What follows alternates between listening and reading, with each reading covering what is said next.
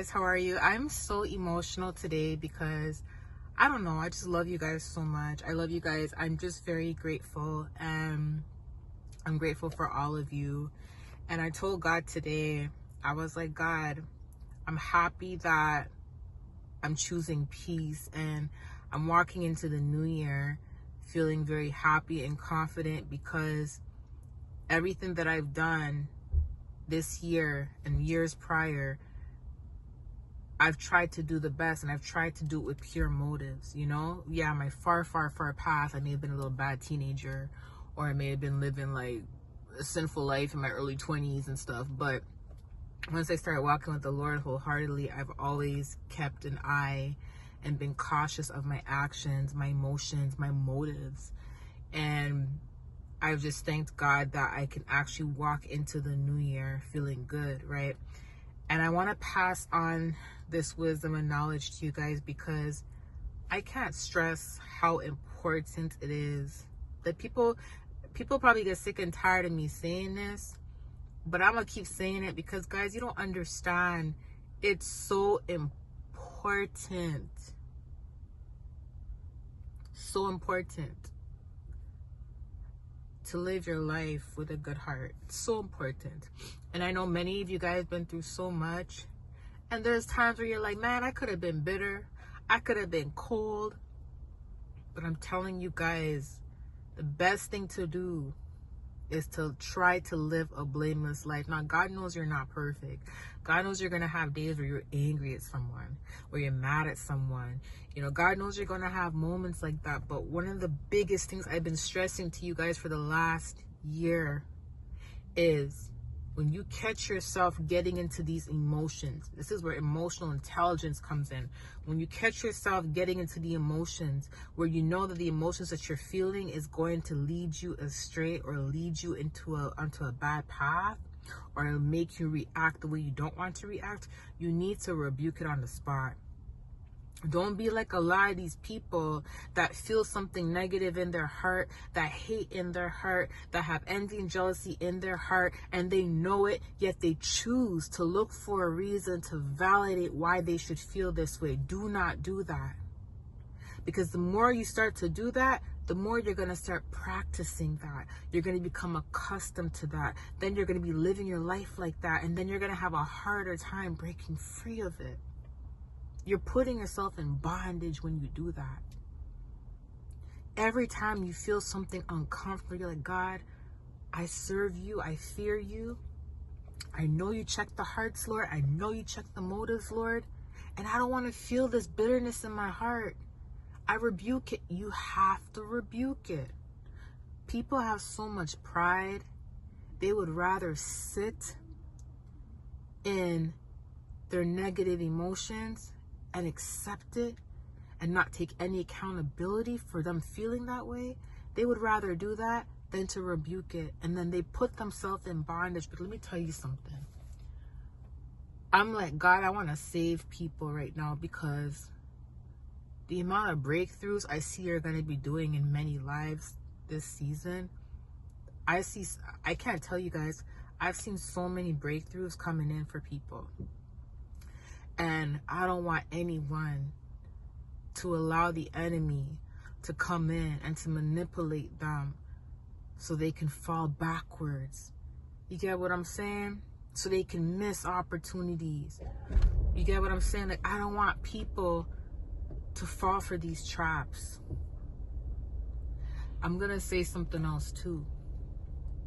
Many of you guys, you're about to break some serious generational curses. Serious generational curses.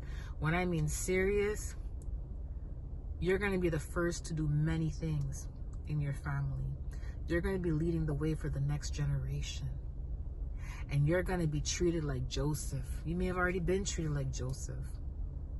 And as hard as it is breaking these generational curses, as hard as it is to cut ties with people, especially your family, God may give you the instruction. I'm keeping it real. God may give you the instruction and tell you cannot talk to this person or that person in your family until you have gone to your breakthrough, until you've come to your breakthrough.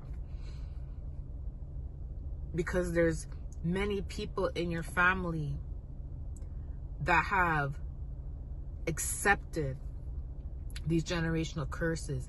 They're dwelling in it, they're sitting in it, and they're not doing anything about it. They've accepted their life. They accepted that as their fate. That is not your fate. Because they've accepted it, these spirits are attached to them. Because they've accepted it, there's patterns that have not been broken. And because they've accepted it, that's all they know now. Because you're not accepting it, it's very, very hard for you in certain areas of your life, because you have to try to break it. You notice how you're having a hard time getting up in the morning. You're having a hard time doing certain things, even like basic tasks. You're having a hard time concentrating in school when let's just say you're in college, university, you have a hard time concentrating. You know why? Because let's just say that you're the first one in your family who's going to graduate. And the devil knows you're breaking that generational curse. So every time you enter that classroom, you get brain fog. You see what I'm saying? Let's just say you never started a business before. There's no one in your family that doesn't have a business or a prospering business, and God is giving you a business idea. You know it's going to prosper, but every time you try to get up and get the paperwork done to register your business or to do your website or to do something related to your business, all of a sudden you get this fog, because the devil knows that you're going to break that cycle. The devil knows that God is going to use you. But let me tell you something, no matter how hard it is, you have to fight. Let me tell you the difference between you and some people in your family. A lot of people in your family had ideas too, and dreams too. Every time they're about to go do these dreams and ideas, they get brain fog, they get sick, they get tired. But let me tell you what they did. They dwelled in the sickness. They slept when they were tired. You get what I'm saying? They know they had to get up and go work out and go to the gym, go for a walk, and they chose to sit down and watch a movie and eat instead. These are the curses that now you have to break. You got to fight against the resistance. That's what you got to do. That's what you got to do. I did it. You can do it. You can do it. When you start feeling sleepy and you know, you're like, whoa, I had a good amount of sleep last night, but I'm still sleepy. You know that's the enemy.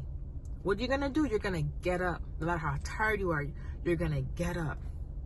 When you feel the resistance, when you're doing your website, you want to give up. No, you keep going.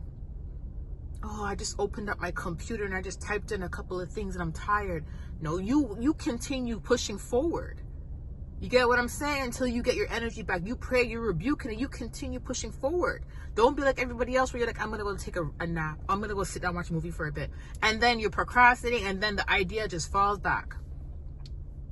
You got to continue. That's the difference between those who break generational curses and those who still sit in these curses. Is there's only a few that are willing to fight. Where do you want to stand? Do you want to be willing to fight back, or do you want to be willing to sit in it and dwell in it like everybody else did? And here's the thing, a lot of you guys are like, I'm trying stuff, but I get so tired. I want to give up. And let me tell you something. If breaking generational curses was supposed to be as easy as you think it is, we'd all be successful. You get what I'm saying? We'd all be successful. There's a reason why only a few are able to break it. You see what I mean? Because not everyone is willing to fight. A lot of people, they just continue to sit in it. A lot of times, no matter how sick I am in the morning with nausea because of the witchcraft they're doing, do you know I have to still get up and I have to still get my kids ready for school? I still got to get up and get to work. And no matter how much times I want to just sleep in, I get up. No matter how much times I get headaches throughout the day, I fight through it and I continue. No matter how much times I'm tired, I'm like, oh man, I can't do this right now, I continue. And me continuing to fight through it is what led me to where I am today. That's what I'm trying to tell y'all. Everyone else in your family, they sat back and they accepted it. God does not want you to accept it. He wants you to fight. So when you enter your new season, you're going to have some ups and downs. But one thing God needs you to know is he wants you to fight. Fight through the turmoils, fight through the obstacles. You have to fight. Every time you're ready to give up, just remember what I said. It's not, I'm telling you, it's not easy. But what can help you get through it is acknowledging the journey, acknowledging the fight, acknowledging it like Paul said. You have fought the good fight. How can you fight a good fight if you don't even want to fight? Do you see what I'm saying? How could you win a good fight if you haven't even fought? How could you get to the finish line of the race if you gave up halfway? Or if you didn't even start the race in the first place? Right? So I'm letting you know that there's going to be some turmoils and obstacles that may be screwed up from the devil, because he's noticing that you're fighting it and you're not sitting and dwelling in it. But God will get you through. He will ultimately get you through. There's an analogy I used the other day. Yes, it was the gym. Where I told you guys I was in a gym and I wanted to give up because I was lifting weights. I wanted to give up because they were so heavy. But my trainer came in and kind of assisted me with the weights. But I was still able to actually do it without him. But then he came in for the last two. And that's how God is. It's like when God sees you're actually acknowledging the fight, and you're accepting the fight, you're accepting the challenge, you're accepting the test from the enemy, you're accepting the assignment, and you're actually willing to fight through it. You're not just giving up, you're accepting it. God will come in and give you a helping hand, and to ensure that you get through that. That's the secret of it. That's why you got to continue. Everybody you see out here that's successful, that's doing things, it may look so easy because it may look like they didn't have to go through anything. It may look like things are just handed to them. But let me tell you something. We had to fight. You're talking to someone who had stuff put in their food, who had witches attacking her at night, I went through so much and I still fought through it. I fought through every single attempt. And I'm still fighting. You see what I'm saying? So I'm telling you guys, you can do it. Do not sit and dwell in it. Do not resist the fight. Fight. Okay?